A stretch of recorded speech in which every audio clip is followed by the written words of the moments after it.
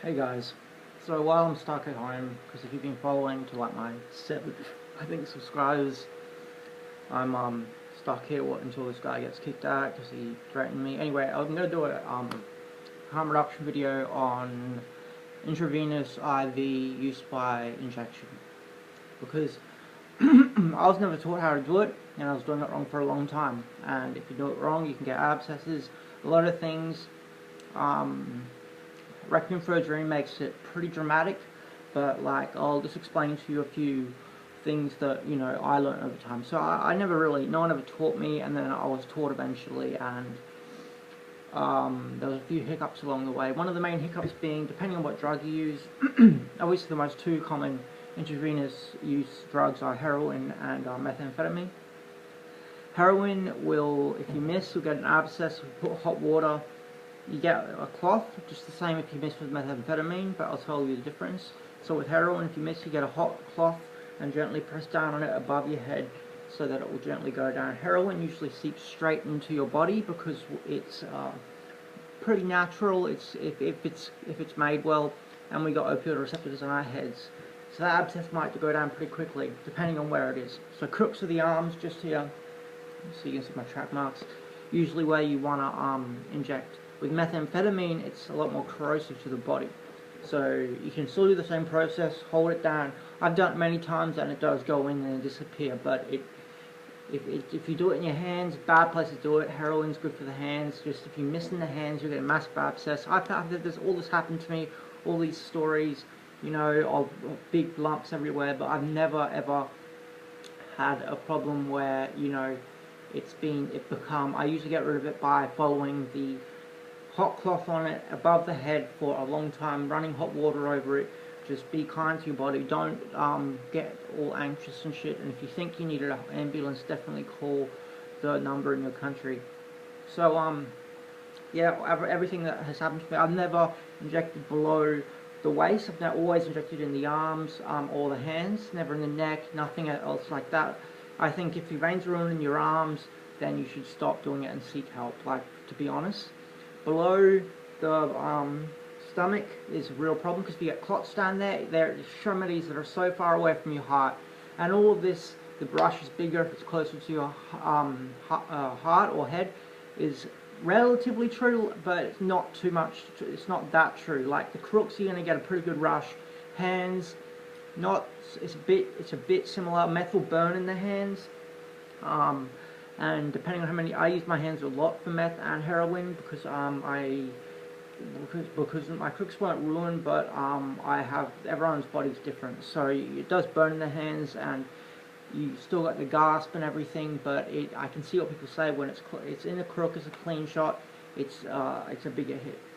But the hands, if you ruin a vein, it will collapse or it will protect itself. Veins have personalities.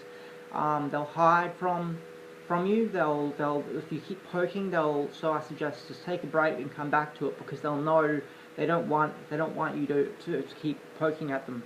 So yeah, just take a break, come back, because I've been covered in blood, looking in the mirror at a low point, going, wow, what am I doing? With meth, you don't want to drink water, you don't take care of yourself, so your veins, because of that dehydration, they don't show, and taking 5 minutes out to scald water seems ridiculous when you're high on meth. That's your mind on meth. So drink water, exert some energy, go in the shower, don't do the shot in the shower, don't do a shot in a bath if you're doing heroin, because you might nod off in the bath, all that sort of thing. Have a shower, get hot water, tap, lightly slap your arms so it brings them out, sunlight brings them out, drink a lot of water, and usually you can get a clean hit. So moving on to the actual injection, make sure you use pretty much per point, including heroin. In Australia, generally, we don't cook it. We don't cook it like in America in a spoon. It just usually dissolves. With heroin, you use a sponge. With meth, it usually just completely dissolves. But be careful that it has completely dissolved, because you don't want little traces of meth stuck in there. So yeah, cook up your solution, 25 units or 30 units to a point.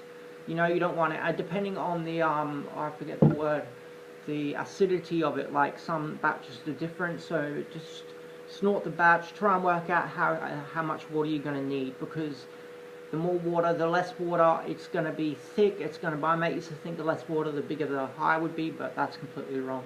So make sure you get the right amount of water in there. Make sure you're ready for it. Relax, because if you tense, your veins will hide. So relax. Get the crook of your arm, if I just explain. So get the crook of your arm, put the needle in on a sort of 90-degree angle in, then push back. When you push back, it'll flush if you've hit a vein. Flush with red blood. Don't flush too much, because that's sucking all the blood out, and that will make veins hide, it will make veins collapse easier. The flushing method, people think if they fill it with more blood, you'll get a high, the bigger high, but in reality, it will coagulate, it'll get stuck in there, and then, like, I've been in a situation where I've just slammed coagulated blood into my veins. Can you imagine how bad that would be? But again, it's not as dramatic as Requiem for a Dream makes it out.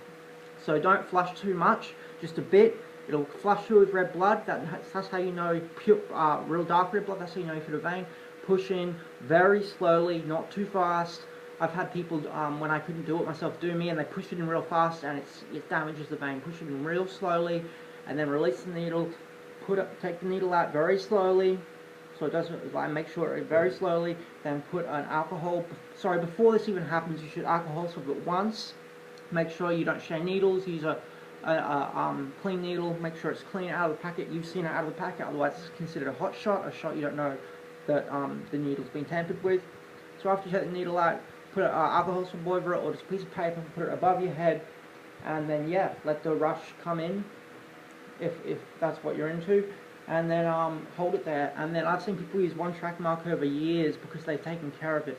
Now, if you take care of one track mark, it's bad, because that's in Requiem for a Dream. White loses his arm because he uses the same one.